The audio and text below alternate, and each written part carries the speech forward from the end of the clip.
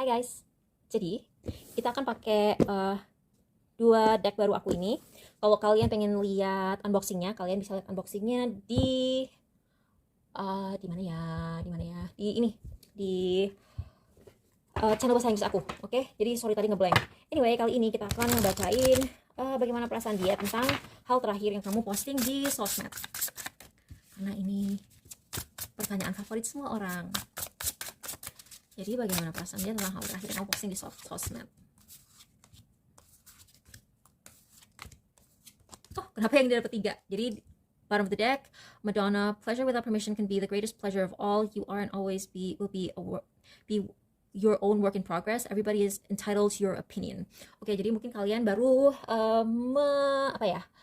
mengkomunikasikan, mengekspresikan opini kamu tentang sesuatu, dan aku nggak tahu ya kontroversial atau tidak, tapi yang jelas kalau kamu nanya bagaimana perasaan dia, pasti itu sesuatu yang penting.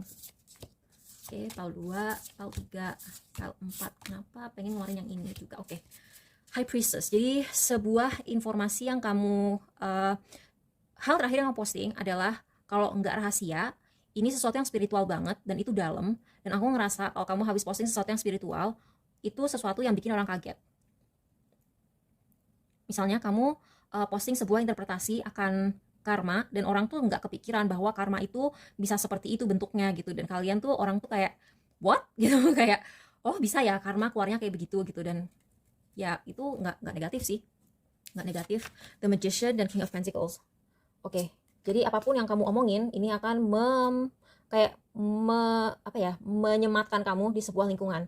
Jadi kalau kamu tadinya kayak dianggap sambil lalu, misalnya kamu misalnya anggaplah ya ini kamu posting sesuatu di sosmed kamu yang menunjukkan sebuah prestasi, itu akan bikin posisi kamu di industri kamu makin kuat. Nah ini buat yang pilih pile 1. Edith Piaf, ne regret rien, live with every fiber of your being, weaponize your flaws. Oke, jadi di sini aku melihat kamu tuh habis posting sesuatu yang menunjukkan bahwa kamu sudah selesai healing. Di sini aku zaman sekarang kan orang bilang healing, itu sebenarnya kata lain untuk traveling aja kan, jalan-jalan, refreshing. Kalau aku bilang healing di sini adalah hati kamu benar-benar sembuh. Dan orang nggak nyangka, dia nggak nyangka bahwa kamu tuh bisa bangkit kayak begitu.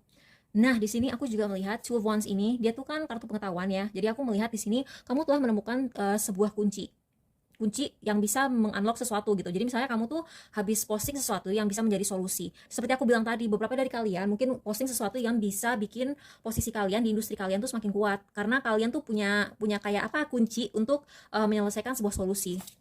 The Devil, Emperor. Wow. Aku melihat beberapa dari kalian akan berakhir dengan nggak selalu stalker sih ya, tapi aku melihat di sini akan ada orang di posisi otoritas, di posisi tinggi kayak semacam bos atau seorang CEO, atau pokoknya dia tuh punya posisi yang lumayan tinggi. Dia akan jadi terobsesi sama kamu dan pengen nangkep kamu. Dia pengen banget nangkep kamu. Jadi kayak nangkep dalam arti misalnya misalnya kamu sekarang kerja di satu perusahaan, dia tuh pengen nge-poach kamu untuk ngambil di perusahaan orang lain. Kalau kamu nanyain soal percintaan, misalnya kamu habis posting sesuatu, misalnya kamu baru putus, kamu misalnya nanyain mantan, kamu misalnya nonton video ini nanyain mantan atau nanyain bos kamu yang sekarang, ada orang lain yang pengen ngambil kamu gitu jadinya. Jadi kayak aduh, gimana ya biar kalian nggak bingung. Misalnya gini, kamu nanyain gimana perasaan mantan aku setelah dia ngelihat aku posting selfie cantik gitu kan. Jawabannya kartu-kartu ini dia tuh udah nggak peduli sama mantan kamu, atau dia udah nggak peduli sama bos kamu yang sekarang, karena ada orang di luar kantor kamu atau calon pacar baru yang masih nge-crush kamu. Dia tuh udah terobsesi gitu. Jadi kayak entah warning atau ngasih tahu kamu aja kalau kamu nanyain mantan, udah nggak ada gunanya kamu nanyain itu mantan lagi. Sorry ya. Sorry. Dan kalau kamu nanyain crush kamu, kayaknya ada seorang yang lebih oke dari crush kamu yang sekarang, yang tiba-tiba jadi ngelirik kamu gitu. Oh my god, aneh. Oke, tapi aku tidak bisa mengatur apa yang keluar dari kartu-kartu ini.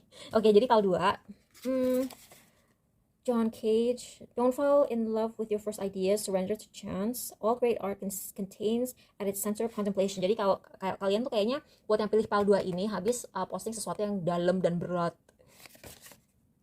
Two of Pentacles dan Temperance. Wow, di sini kok. Jadi pada dasarnya Two of Pentacles dan Temperance itu dua kartu yang artinya kurang lebih sama. Jadi dia sama-sama berarti balance. Jadi itu jadi kayak apa ya? Kamu mungkin seperti aku bilang tadi, mungkin beberapa dari kalian ngomong sesuatu tentang karma atau tentang spiritualisme atau tentang kepercayaan kalian. Dan orang tuh ngelihat pandangan kamu mengenai sesuatu itu sangat apa ya? Sangat seimbang, sangat balance. Jadi kamu tuh nggak kalaupun nggak balance, orang tuh menganggapnya tuh kalian tuh gimana ya, ngeklik aja, gimana ya ngomongnya, orang itu menganggap apa yang kamu omongin itu masuk akal. Jadi nggak bisa diperdebatkan lagi gitu loh, omongan kamu tuh kayak udah kalian tuh udah melihat sesuatu dari dua sisi.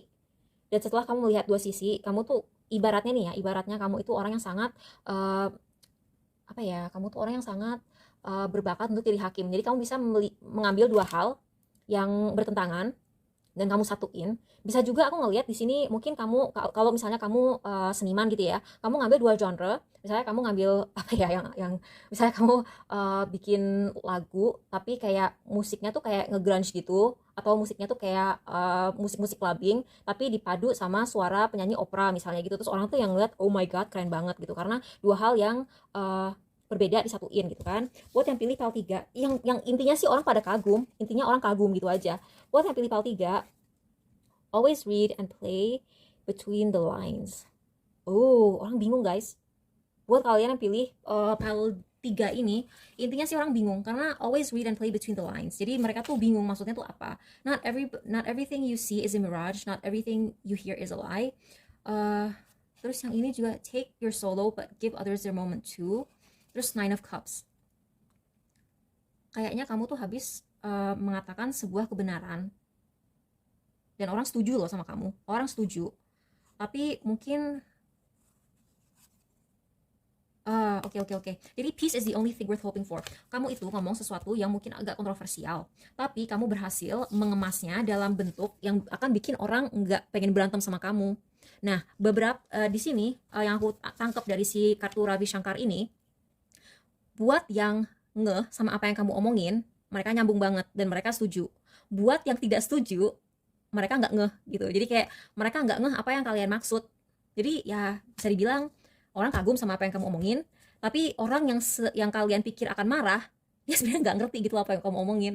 Jadi kayak percuma juga kamu nanyain kartu hari ini gitu. Jadi kayak bagaimana perasaan dia, kira-kira dia tersinggung apa enggak. Boro-boro dia tersinggung, dia ngerti yang kamu omongin aja enggak gitu. Jadi kayak ya sorry ya kalau reading ini tidak membuat kalian puas. Jadi kalau misalnya ini memang orang yang sekiranya akan tidak setuju dengan apa yang kamu posting dan kamu pengen dia ngerti, kayaknya kamu harus lebih tegas, kamu lebih harus belak-belakan. Tapi kalau misalnya kayaknya kamu tuh menyampaikan sesuatu yang kontroversial, tapi karena kamu takut menyampaikannya, kamu bentuk-bentuk dalam, misalnya kamu tulis dalam bentuk puisi gitu. Nah, ada dua kelompok yang suka sama puisi itu, ngerti apa yang kamu omongin, tapi yang kamu pikir akan kayak protes kalau kamu terlalu gimana gitu, dia malah nggak ngerti, dia cuma nganggep itu kayak serangkaian kata-kata yang dia nggak ngerti artinya gitu. Jadi kayak ya gitulah intinya sih. Kalau misalnya kamu takut dia tersinggung, boro-boro dia tersinggung, dia aja nggak ngerti apa yang kamu omongin.